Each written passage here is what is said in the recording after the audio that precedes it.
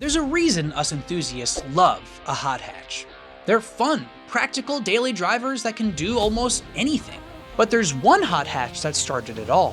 For more than 40 years, it made its name as the only car you'll ever need. A hot hatch so good, Jeremy Clarkson himself chooses it as his daily driver. Even F1 drivers love it. I have a Golf. Not only is it great for going fast and hauling ass, it can also haul your groceries, your kids, even a big screen TV.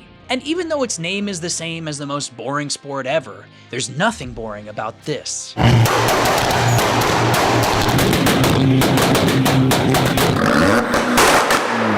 But did you know we almost got a GTI with a truck bed? Or that the GTI's front-wheel drive is so good, it beat its all-wheel drive stablemate in the World Rally Championship? Or that there was an EV option offered way back in 1981? I'm Garrett. And today in Ideal, I'm dishing all about the grandpappy of hot hatches. So let's kick it into overdrive with everything you didn't know about the Volkswagen Golf GTI. First, let's cover everything you probably should know about the Golf and the GTI.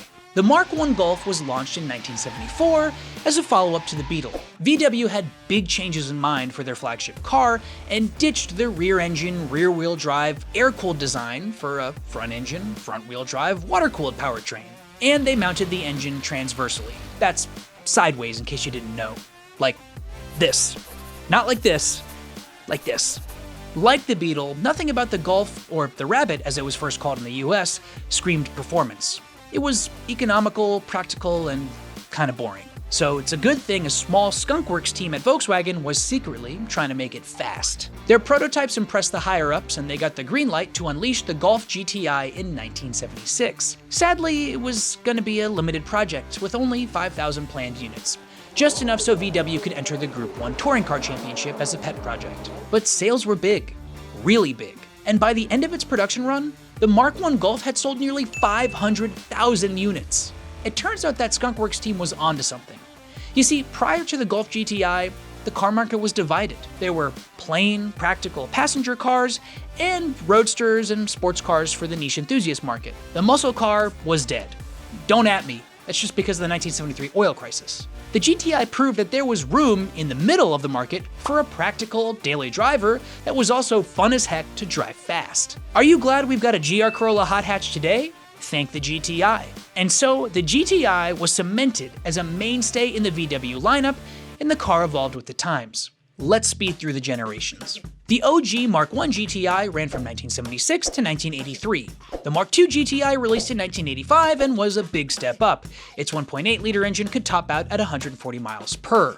The Mark III was bigger still and the first generation Golf to get the VR6 engine option. The Mark IV Golf and GTI had a ton of engine options, from turbocharged 4-bangers, naturally aspirated 5-cylinders, and the 3.2-liter VR6 powered Golf R32, which also had 4-wheel drive and was the highest performance level Golf to date. The Mark V Golf also had its own R32 edition alongside the GTI. The 6th generation Golf and GTI had the best looks yet, and the R32 simply became the Golf R. The Mark VII got another facelift and started off troubled, but got way better across the generation.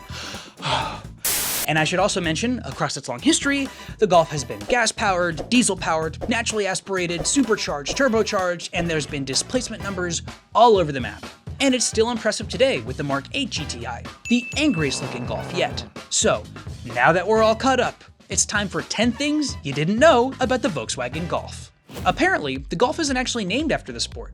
It's named for the Gulfstream winds. In fact, a bunch of VWs are named after wind. Jetta is German for Jetstream, Passat is German for trade winds, and the Scirocco is named for the winds of the Mediterranean. So, I guess Phaeton is German for breaking wind? Forget the Tesla Model S. The original plaid car was the Golf GTI. Interior designer, oh boy, Gunhild Liljeqvist, put in a shifter dimpled like a golf ball, and plaid seats as an homage to Scotland, where golf was invented. You can still find the Scottish plaid and dimples in GTIs to this day. The Mark IV was the first Golf to carry the R badge with its high-performance VR6 and 4-wheel drive, but the original Golf R was the Golf Rally, or Rally, like Kanye? I don't know. Released in 1989, it was a supercharged, all-wheel drive performance Golf built for competition in rally. Sadly, it performed even worse than the front-wheel drive GTI and never earned a single win. But that didn't stop it from becoming a collector's item today. The Golf platform's been made into a hatch, a wagon, a sedan in the form of the Jetta, and a convertible. But the most interesting Golf ever is the VW Rabbit pickup, also known as the VW Caddy. Again with these sport references. It's basically a two-seater Mark I Golf with a truck bed. The VW Rabbit pickup sold from 1979 to 1983 with about 75,000 units sold, and they almost built them in GTI trim, but they opted for a diesel instead.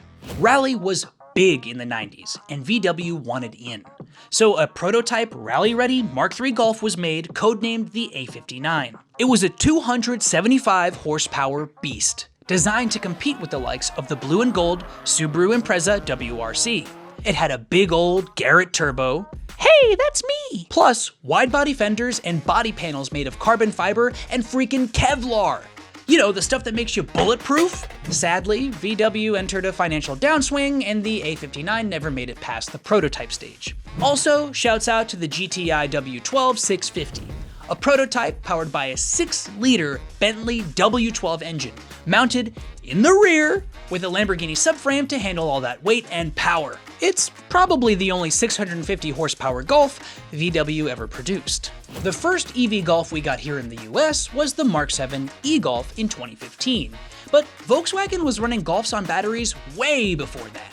In the 70s and 80s, Volkswagen partnered with German utility company RWE to build about 200 battery-powered Golfs across the first 3 generations. These city stormer Golfs could put down about 30 horsepower from their front wheel-mounted electric motors and only had a range of like 60 miles. There are about 50 of them on the road still today. One of the only reasons the original GTI was produced was so VW could enter the Group 1 Touring Car Championships. 40 years later, they've sold over 2 million GTIs and won a pair of TCR International Series Championships in 2016 and 2017. And VW released a special TCR GTI edition in Europe to celebrate. Unfortunately, VW killed all their motorsport programs in 2020, but that doesn't mean you can't take your GTI out for track duty. From 1978 to 1987, Volkswagen manufactured over 1 million Golfs and Jettas right here in the US of A. The Westmoreland Assembly Plant of Pennsylvania was originally going to produce Chryslers, but Chrysler backed out in the last minute, allowing VW to step in. It marked the first time a foreign automaker had produced vehicles in the US since Rolls-Royce way back in the 20s. I say, Jim, put down that bootleg martini and help me get this aeroplane engine into this saloon car! If you've been an enthusiast for long enough, you've probably seen a Harlequin build somewhere on the internet. But did you know Volkswagen was the OG of this multicolored movement? In 1996, VW released 264 Harlequin Golfs for the US market. Each car was completely manufactured in one single factory color. After they were done, workers would swap out all the body panels by hand. That's a lot of work, but at least it's better than all the boring black, white, and silver cars we get these days. Now, I think they're cool, but I got a question for you. Would you drive one of these things? Let me know down in the comments. The Mark IV Golf R32 was the first ever direct shift gearbox production car. And of course, we didn't get that option here in the US.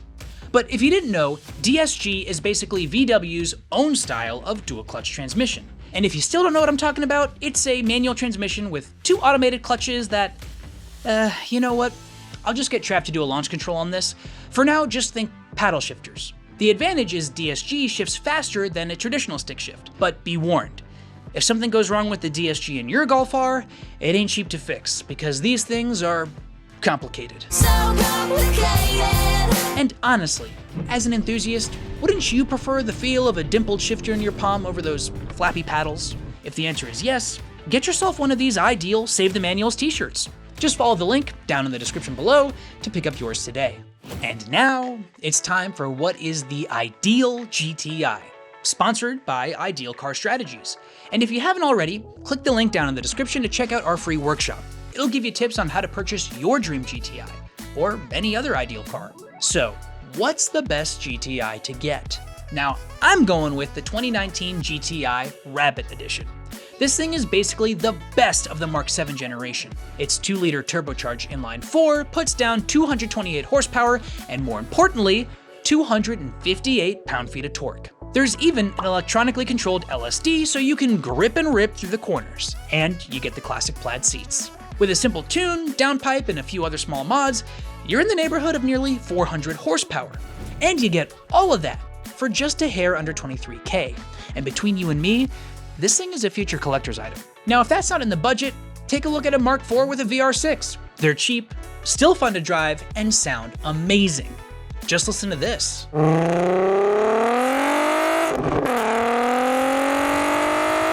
Well, there you have it. All things GTI.